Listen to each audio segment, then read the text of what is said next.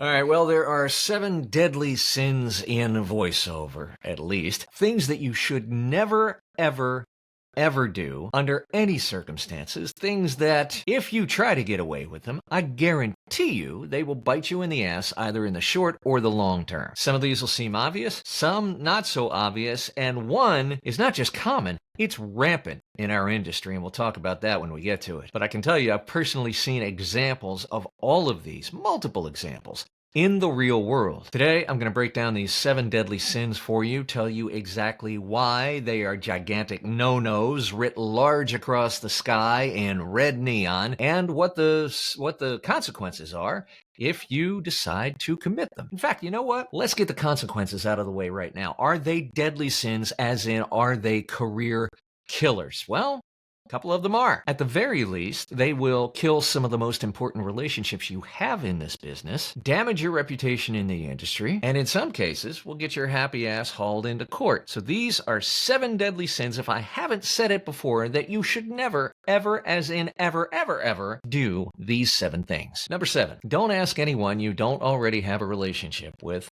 to refer you to their agent. The best way to get into a talent agency is through a referral. I'm sorry, that's an incomplete sentence. The best way to get into a talent agency is through a referral by someone you have a solid professional relationship with. Any referral only has value based on the condition of that professional relationship. And this is one small reason that building relationships with peers and coaches and service providers within the voiceover industry is so important. Now, if you ask somebody that you don't have a relationship with for a referral to their agent, the first thing that's going to happen if they make that referral is the agent's going to ask them, so how do you know this person? And if the answer is, well, they just kind of reached out and asked me to refer them, then both you and that other actor are going to look like a couple of idiots. Don't put them, the agent, or yourself in that position. And by the way, the old tit for tat, you refer me, I'll refer you, that thing doesn't work if there's no solid relationship there either. The whole premise of a referral is the relationship, not some random meeting at an event or some cold outreach on social media. Number 6, do not submit auditions to multiple agents. Here's a scenario. Let's say noon on a Wednesday, you get an audition in from one of your agents, and let's say, for the sake of argument, that it is not your preferred agent. Hold on, Paul, what do you mean by preferred agent? Your preferred agent is the agent that you deem to be the highest priority in situations just like this that we're describing right now. Ideally, that agent is the one that's most invested in you, that sends you the most auditions that are right for you, and the one with whom you have the best professional relationship. So let's get back to our scenario. Let's say that first audition comes in from an agent that is not your preferred agent, and you, being a good voice actor, want to be prompt, and you bang it out and send it in. Let's say about 3 o'clock that Wednesday, you get that same audition from your preferred agent. What to do? Here's what to do. Don't send it in. Why? Because by submitting to that first agent, you're committing the booking, should it happen for you, to that agent. So let's say you submitted it to both agents. When they find out who got the gig and from what agency it came, you're going to have a conversation with the other agent explaining about why you double submitted, and then they're going to have the conversation with you about why you're no longer working together. Double or triple or even more submissions, furthermore, go to piss off casting because it's a gigantic waste of their time. It's shitty and it's unprofessional. Don't do it. Number 5. Do not bitch, moan, and complain about rates. This is the one that is rampant in our business. It's an epidemic. And shout out to our colleague from up north, Mark Scott, who touched on this in a video he did last week. If you're bitching, moaning, and complaining about rates and or practices by the pay-to-plays, and you're still handing them money every month or every year, then in Mark's words, you're not voting. You're simply griping online. He's absolutely right. Furthermore, though, if you're bitching about rates on or off the pay-to-plays, to what end? Shitty jobs with shitty rates are never, N-E-V-E-R, going away. Period. End of story. No matter how indignant, no matter how offended, no matter how sad you may be. The only way to fight shitty rates is this. Don't audition and move on. We get what we tolerate. If you're upset with the pay-to-plays, stop paying them.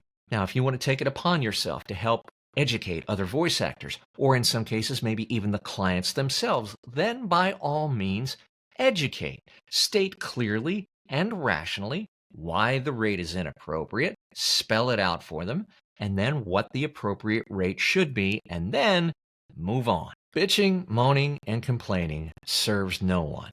It doesn't change a damn thing, and it only fuels more useless indignation in the voiceover community, and that, too, serves no one. Number 4, do not break an NDA. An NDA, for those of you that don't know, is a non-disclosure agreement.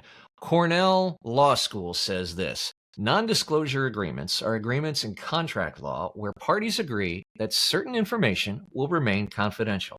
As such, an NDA binds a person who has signed it and prevents them from discussing any information included in the contract with anyone not authorized by the NDA. In jargony legal terms, you've essentially agreed not to say shit about shit. Break that agreement at your own peril. Now, you need to be acutely aware of every detail of every NDA you sign, but if that sounds overwhelming, here's a great rule of thumb. If you sign an NDA about a project, don't talk about it. Now, some NDAs have expiration dates. For example, a feature film that may have an upcoming release date, meaning in broad strokes, generally, once they're public, you can then start to talk about them, often with some other stipulations. But don't assume that just because the stars of that film are on a press junket talking about it, wildly promoting the film, that you're allowed to do so. Check your document. You may or may not. So when you agree to an NDA, don't just sign it and send it.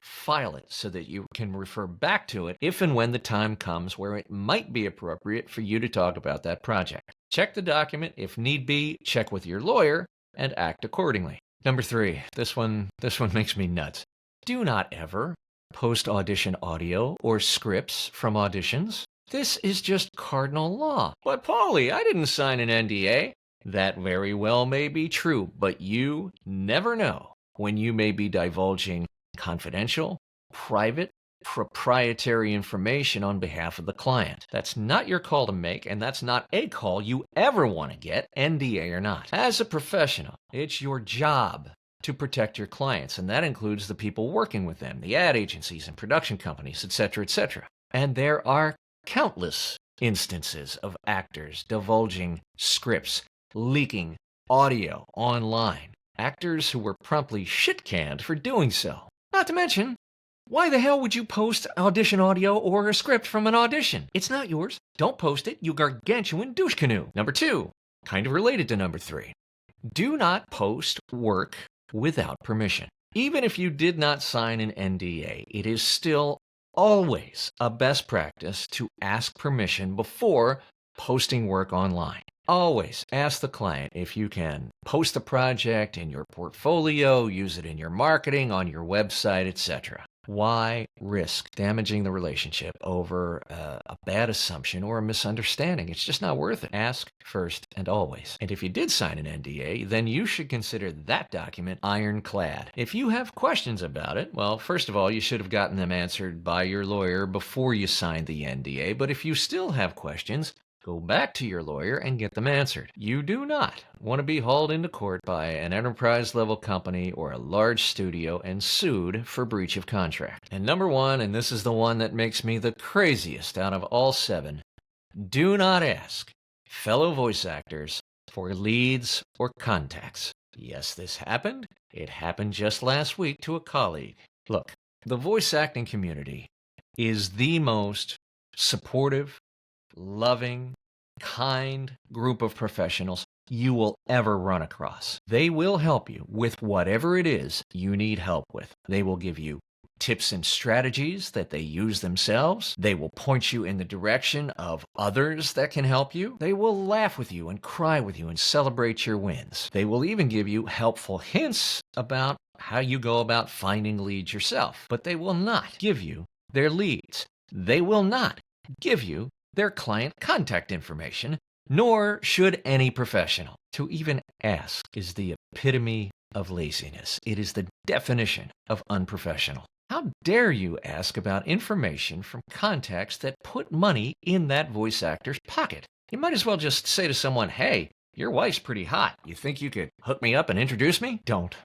Just don't. Go to vopro.pro right now to get more information on the VO Pro community, the Move, Touch, Inspire newsletter for voice actors that comes out every week, the VO Freedom Master Plan, which teaches you how to find your own leads, by the way, how to generate them for yourselves so that you never have to ask anybody else how to do it. That's all at vopro.pro.